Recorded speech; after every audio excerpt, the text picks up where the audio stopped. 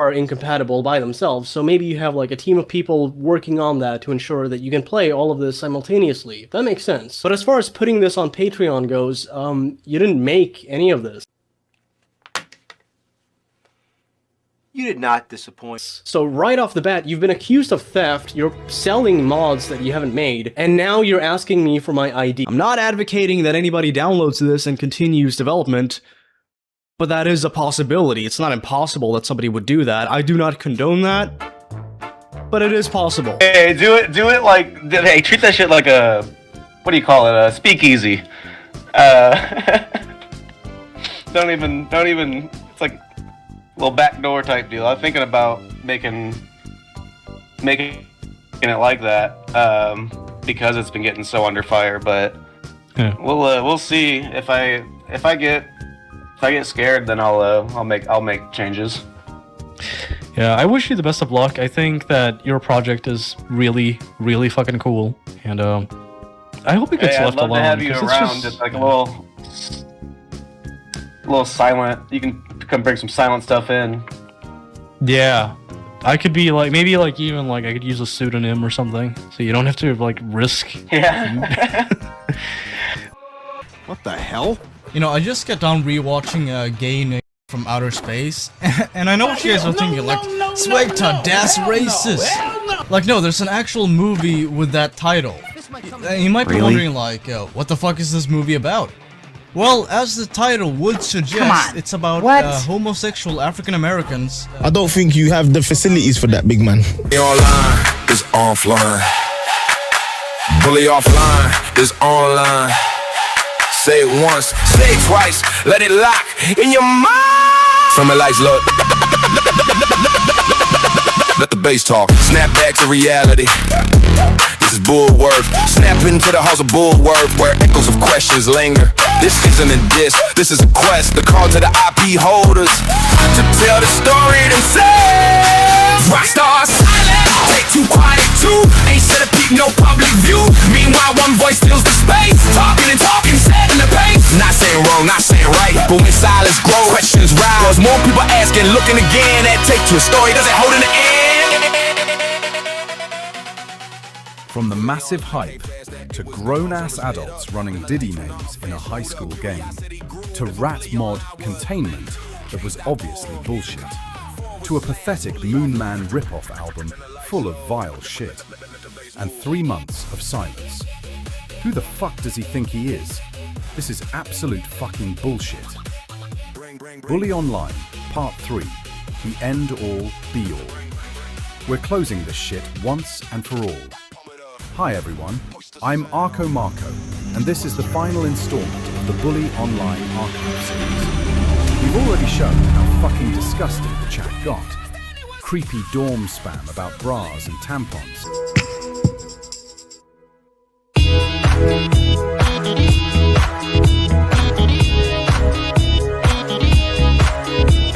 Especially in the pit. Today, we rip into the full picture. Swegta's disgusting past, the friend allegations, the absolute bullshit rules, Diddy names, rat mod nonsense, legal copy mess, e-begging. Hey, I've seen this one. This is a classic. And all the contradictions that made this project rotten from the start. I'm genuinely disgusted. Swegta's early years were vile. Old tweets full of slurs and dark humor. Who the fuck says that shit? Then the Moonman album, years back.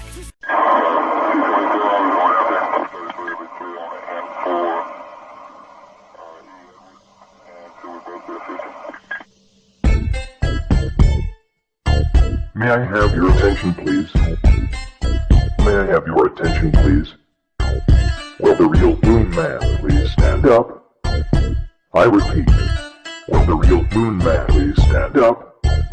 We're gonna have something here. You'll act like you've never seen a racist moon before. Slap a hoe just like your mom got before the moon. But the clips of him saying racial slurs still exist. Tell me about it privately. Don't hide behind somebody else like a faggot.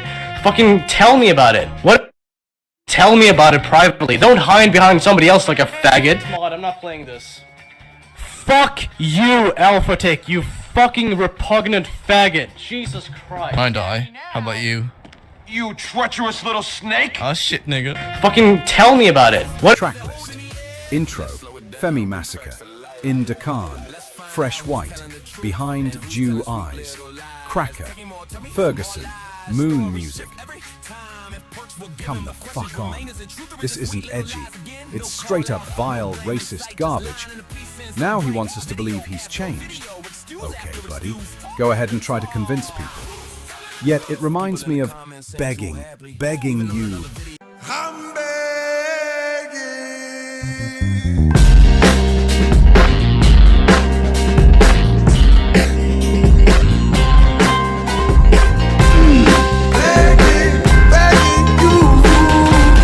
Begging us to forget, while he still can't run a mod without it turning into a sewer. The hypocrisy is fucking wild. Who the fuck does he think he is? The 2025 Best Infinity allegations.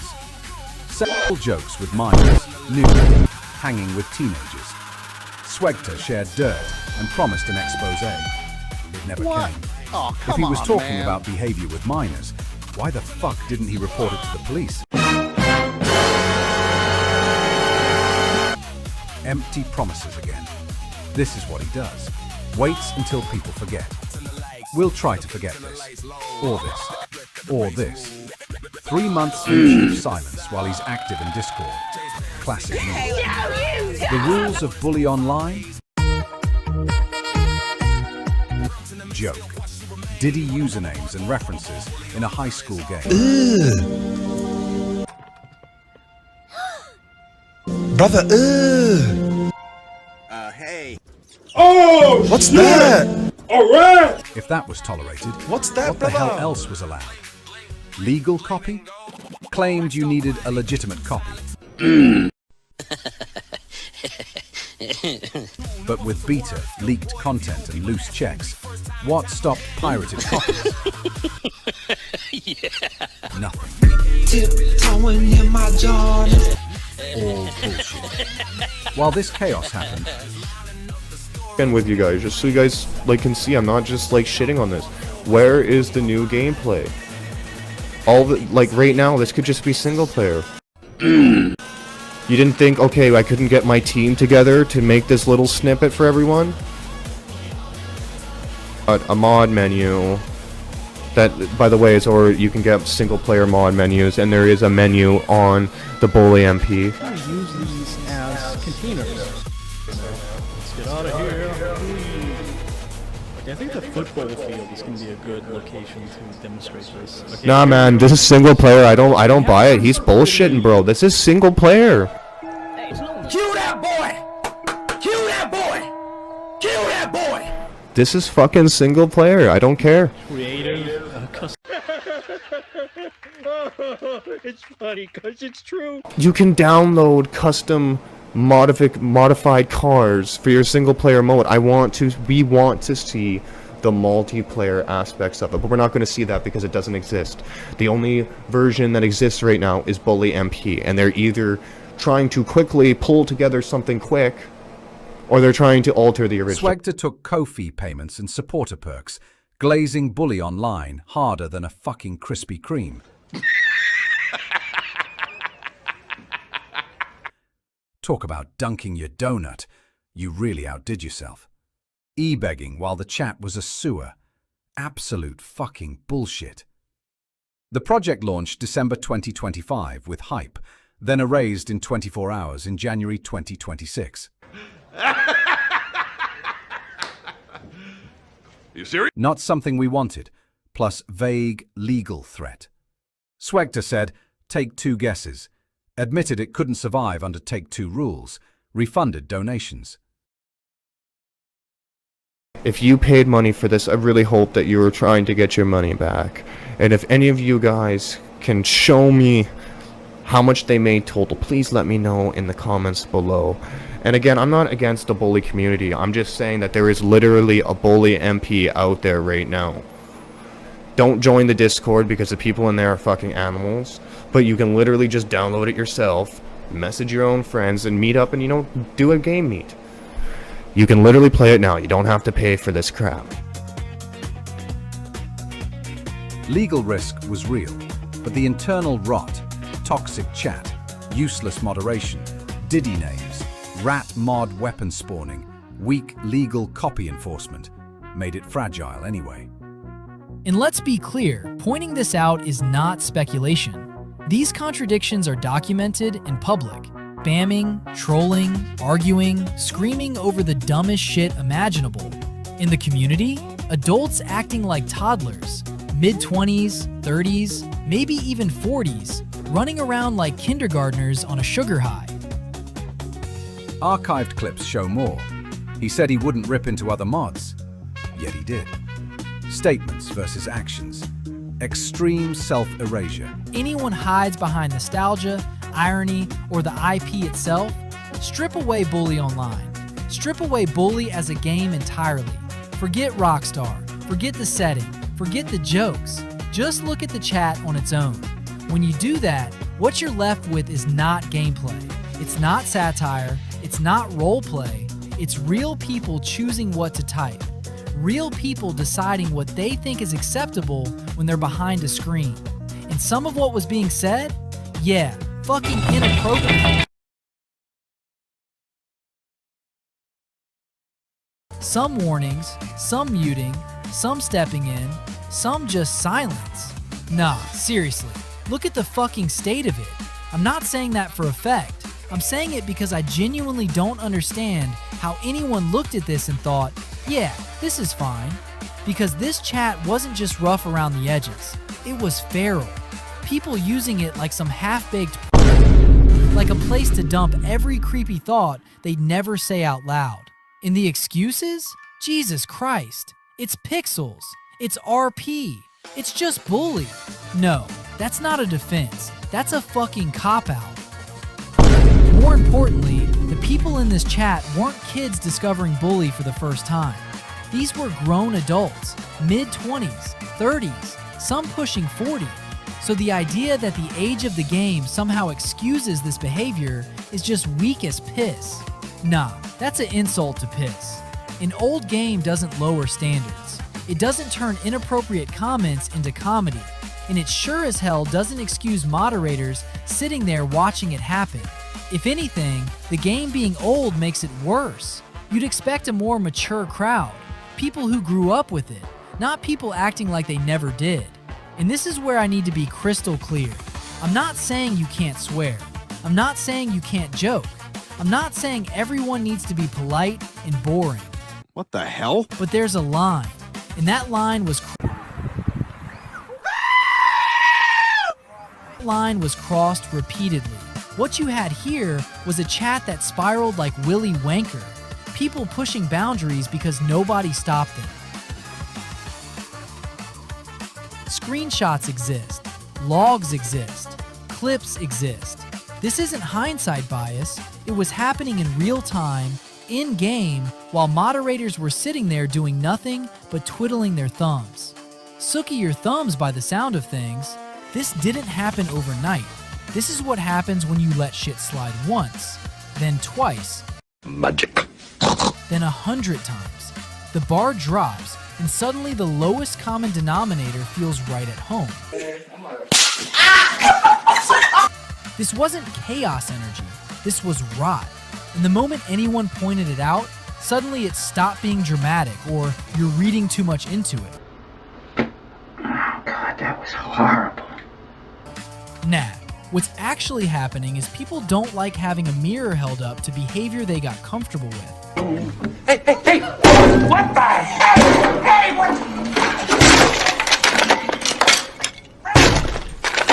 what the hell? Sorry. At the fucking state of it.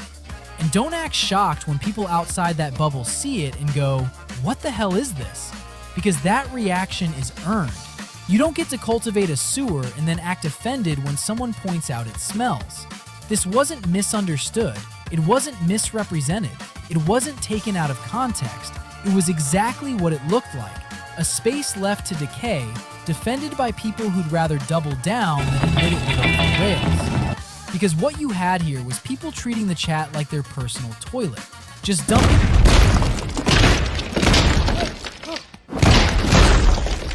dumping whatever came into their head because they could. No filter, no awareness, no concern for how it looks to anyone outside their little bubble. And that's the part that kills me, the entitlement. This weird assumption that because it's a game space, because it's bully, because it's online, they're somehow exempt from acting like functioning adults. They are far, far from functioning.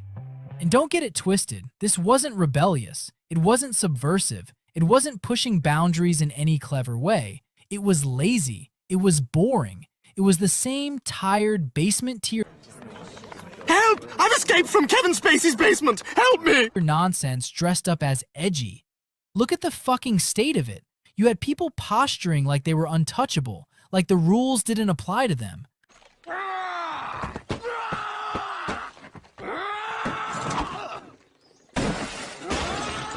Like moderators were just background decorations, which, to be fair, most of the time they were. And here's the thing nobody wants to admit. This didn't happen overnight. This is what happens when you let shit slide once, then twice, then 100 times. This shutdown video leans heavily on one thing: a mysterious, unnamed, unseen Take-Two letter. A letter he claims he read, but can't show. A letter he says explains everything, but explains nothing. I can't get into specifics, but I'll let you take two guesses as to who's behind this. And that's the problem. If you're going to wave a legal letter around as the reason everything vanished, then show it. Redact the names, redact the emails, redact the case number, but show something. Because right now, the Take-Two letter functions less like a legal document and more like a narrative shield. And here's the part that really breaks the illusion. You don't need a secret letter to explain why Bully Online was doomed. Rockstar's own legal terms were updated February 28, 2025, 10 months before launch. And they already forbid everything Bully Online was doing. Monetizing mods, selling perks, charging for access, using Rockstar assets commercially, running unauthorized online services. You don't need a conspiracy. You don't need a shadowy letter. You don't need a villain. You just need to read the terms. Chapter 5. Influencer Amplification. The Double-Edged Sword. How hype became a liability. Creators learned how to build polished experiences. Trailers, roadmaps, Discord servers, branding, supporter tiers, and YouTube influencers amplified it. Swegta amplified it. Parker amplified it. The visibility brought players and hype fast. But visibility is a double-edged sword. It makes a fan project look like a product. And when a fan project looks like a product, rights holders don't see passion. They see liability. And that's exactly what happened here. The hype machine didn't just promote Bully Online, it painted a target on its back. The moment the project stopped being a hobby. Let's break down the Ko-fi situation, because this is where the fire started. The project's public pages were free to join. Anyone could access the Discord, download the client, and play on public servers. But the supporter tier? That was $8 per month. Not a tip, not a donation, a recurring membership. And what did you get for your $8? Early access, behind-the-scenes Discord access, a blue name tag, an in-game digital camera, priority in the server queue. You could pay to be slightly more blue and slightly less annoyed in the queue. And that's the moment the project stopped being a fan mod and started looking like a product. And that's the moment rights holders notice. 70 people signed up. 70 people gave you money. That's $560. That's not Monopoly money. That's not a tip jar. That's real cash moving through a project that promised transparency. Words are cheap. Receipts aren't. The launch and collapse timeline. A 1-month rise and fall. Let's lay out the timeline because the speed of this collapse is almost unbelievable. December 17th, 2025. Bully Online launches. The project launches with hype, trailers, influencer coverage, and a supporter tier already active. Late December, early January, silence, delays, contradictions. Updates slow down, announcements stop, the roadmap freezes, questions pile up, refunds are unclear, the repo is missing, the code is missing, the transparency is missing. January 14th, 2026. Bully Online shuts down. 1 month after launch, everything disappears. Discord, Bully Online sections gone, Ko-fi gone, GitHub gone, website gone, source code gone, announcements deleted. Everything is scrubbed from the internet. January 22nd, 2026. The Shutdown video. A mix of sympathy stack, vague legal hints, emotional framing, and contradictions. Refunds would not be offered if this was a scam. That's not how that works. Except multiple supporters say they never received one. We released this project as open source. Except the full source code was never released, only fragments. And the biggest contradiction of all, I can't get into specifics. Transparency promised, transparency denied. What really killed Bully Online? So let's be honest, the Take-Two letter didn't kill Bully Online. The hype did. The monetization did. The visibility did. The contradictions did. The missing receipts did. The missing code did. The missing transparency did. When a fan project looks like a product, rights holders notice. When a fan project charges like a product, rights holders act. And when a fan project collapses like a product, the community demands answers. And Bully Online didn't give them. But actions speak louder than words. I watched the whole video, and honestly, this explains almost nothing, while pretending it explains everything. You open with a sympathy stack. 5-week vacation, sick, robbed, housing agency, yada yada.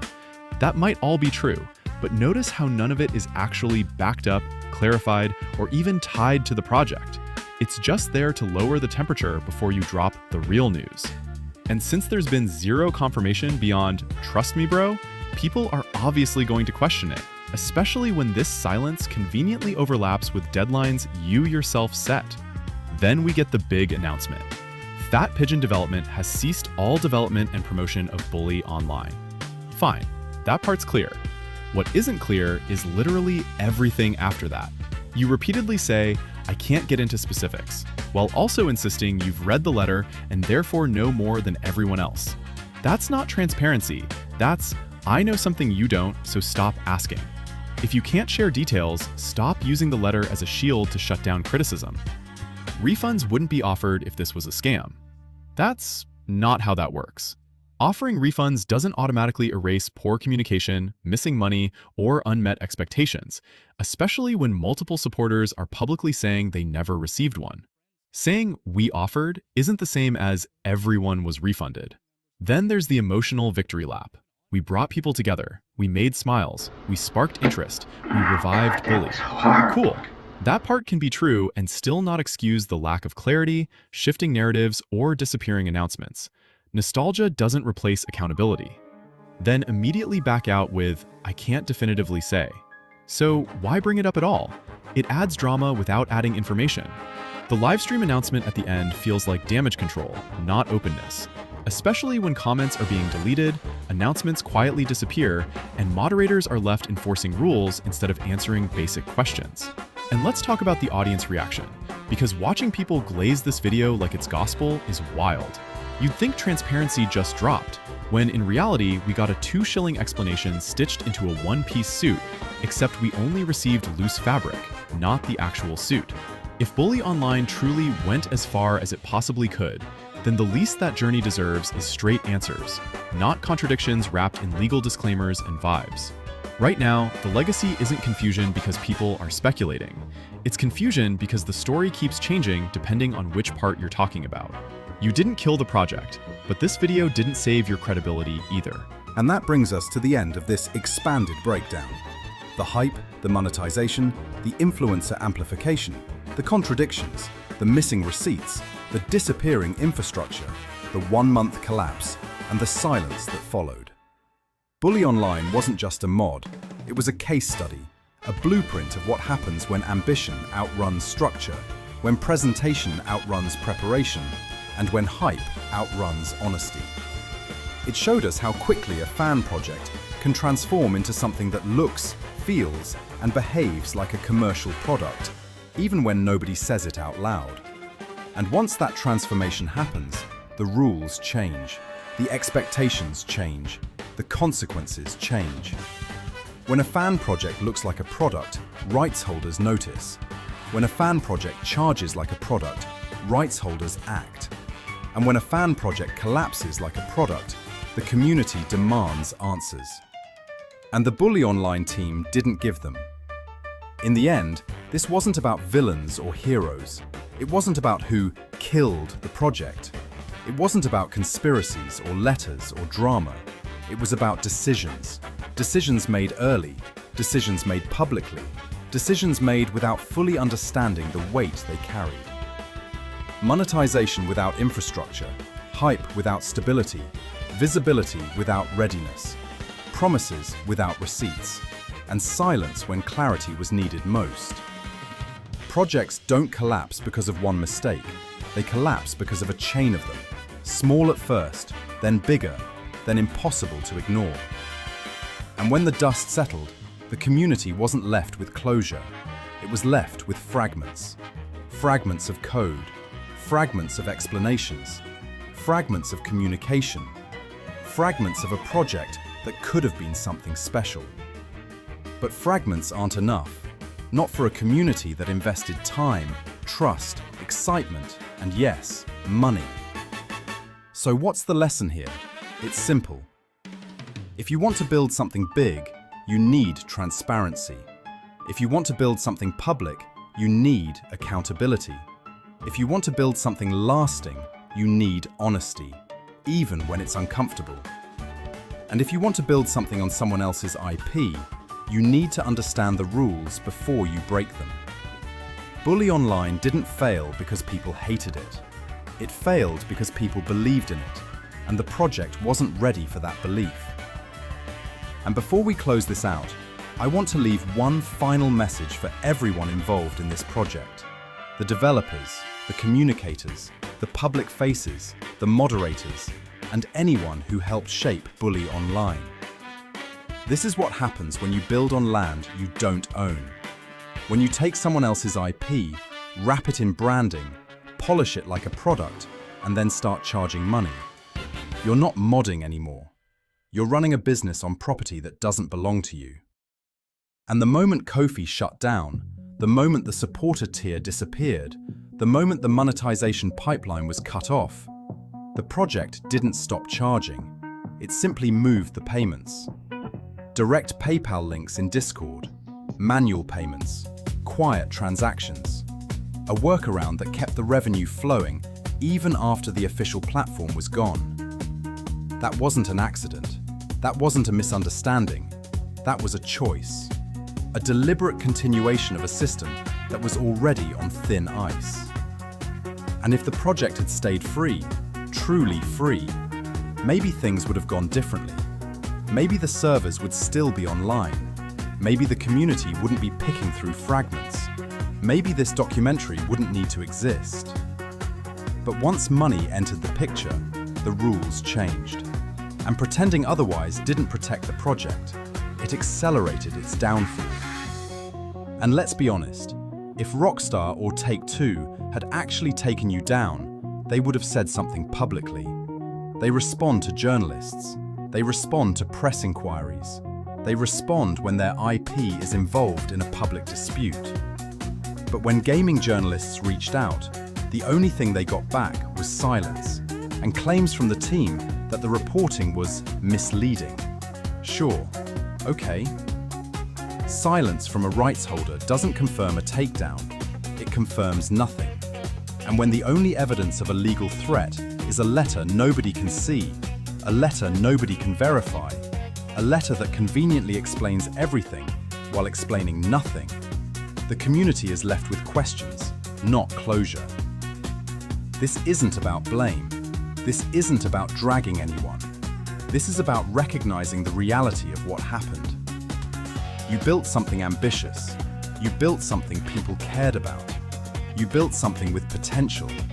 But you also built it on unstable ground, with unclear communication, inconsistent messaging, and decisions that carried with it. The bar drops, and suddenly the lowest common denominator feels right at home. This wasn't chaos energy, this was rot. And the moment anyone pointed it out, suddenly it stopped being dramatic or you're reading too much into it. Nah, what's actually happening is people don't like having a mirror held up to behavior they got comfortable with. Because once you actually examine it, once you step back and remove the nostalgia goggles, it's just embarrassing. Embarrassing for the people saying it, embarrassing for the people ignoring it, and embarrassing for anyone pretending it reflects well on the project. This isn't about moral superiority, it's about standards. And if your standard is anything goes as long as nobody complains too loudly, then yeah, that explains everything. Look at the fucking state of it. And don't act shocked when people outside that bubble see it and go, what the hell is this? Because that reaction is earned. You don't get to cultivate a sewer and then act offended when someone points out it smells. Every shitty attitude, every lazy excuse, every line crossed in the chat came from the top down. The minute people saw leadership shrug, the floodgates opened. Final takeaway. The legal threat was probably coming, but the toxic chat, useless moderation, Diddy names, rat mod bullshit, disgusting Moonman past, unfulfilled promises, and Krispy Kreme glazing while taking payments made this project rotten from day one. If Diddy references and weapon spawning for funnies were allowed, if the legal copy rule was a joke, and if allegations about minors were shared but never reported to police, the vibrant revival narrative was complete bullshit. Self-inflicted problems accelerated the collapse. This concludes the Bully Online Iceberg series. No more parts. The receipts are archived. Playlist linked below. Newest to oldest. Drop final thoughts, but keep it civil. If Diddy names, rat mod weapons, and Krispy Kreme glazing while scamming the audience were tolerated, what the fuck does that say? I'm fucking sick and tired of it. Subscribers, you should be fucking sick and tired of it too. Sweg, go get fucking help. If you want to rip into Bully MP, fine. But scam your audience several times and expect no one to rip into you. If this archive helped, like, subscribe, notifications on. Thanks for watching through the disgusting layers. Receipts don't lie. Arco Marco out. Then it died, whole thing vanished, no clear why. Now people asking, piece and threads, connecting dots from what was said. Some say borrowed, some say took, some digging deeper, checking every look. Same project vibe, same kind of play. Now people wondering, wait, no way.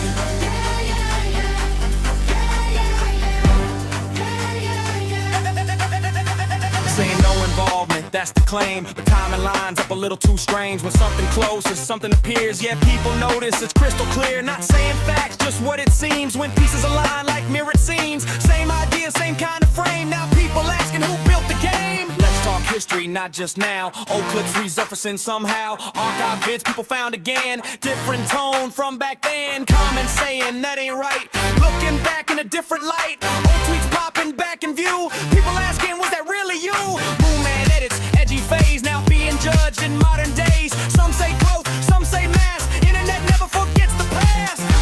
Now the timeline under review. Everything all feels brand new.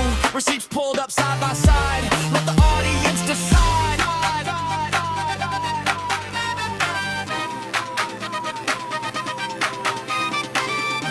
Turn the lights low. Let the bass move. People asking what's the truth, not just noise, they want the proof. Refund talk, perks in play, still no clear word to this day. Not accusing, not calling names, just lining up all the claims. Bully online is offline, bully offline is online. Say it once, say it twice, don't ignore the side. Truth don't hide, it just waits, comes back around, seals its fate. All clip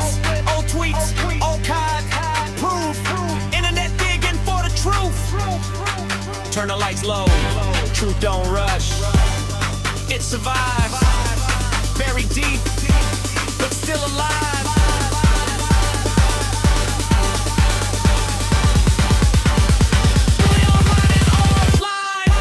That's yeah, that's weird. It leaves me a little scared with my projects and stuff. I don't want to talk about it because of the you're under fire. You're dangerous. Yeah, you're dangerous standing right too now. close. I was like, hey man, can you promote this? I've been very quiet since then. Yeah. I was like, hey, maybe not right now. I'd be doing you a disservice, maybe. So. Yeah, you'd be fucking me. Yeah. Hey, you know, I insist. You know, you've been working hard on this project. I want to help you out, buddy. Yeah, do it like, hey, treat that shit like a, what do you call it? A speakeasy. Don't even. It's like a little backdoor type deal. I'm thinking about making it like that because it's been getting so under fire. But we'll see if I get scared, then I'll make changes. Yeah, I wish you the best of luck. I think that your project is really, really fucking cool, and I hope it gets I'd left love alone. to have you 'cause it's around, just like a little silent. You can come bring some silent stuff in. Yeah, I could be like, maybe like even like I could use a pseudonym or something, so you don't have to like risk. Yeah. But yeah, yeah, I'll be like I don't know, eye in the sky. I think like back in the day there was like somebody who pretended to like use the Bully MP name, like they had like a fake Facebook page and claimed credit over it, and so I found out that they were using a pseudonym, and I for a while like I kind of like tongue in cheek used their pseudonym as like my own, just like, okay, well, you know, if you're Bully MP, I'm, you know, fucking Daniel whatever, you know. So I've been thinking about doing that, but I'm like, I don't want to be Bullyworth because I don't advise it, but you know, still it's fun though. Maybe I'll just be Batman. Fuck it, why not? It's gonna be awesome. Open source claim. Okay, so that's the bad news. What about the good news? Well, here's the thing. Before we got shut down, as some of you may recall, we actually released this project as open source. I'm not advocating that anybody downloads this and continues development, but that is a possibility. It's not impossible that somebody would do that. I do not condone that, but it is possible. Hey, do it like, hey, treat that shit like a, what do you call it? A speakeasy. And you could submit reports. When a report was submitted, it would actually make like a snapshot of the chat, so to provide context. So if you reported somebody else for like behaving inappropriately or like making some kind of comments about, you know, the underage characters in the game, and you wanted to report that to the staff, we could look at that. Like we could actually examine like, okay, what happened here? So we took this very seriously, and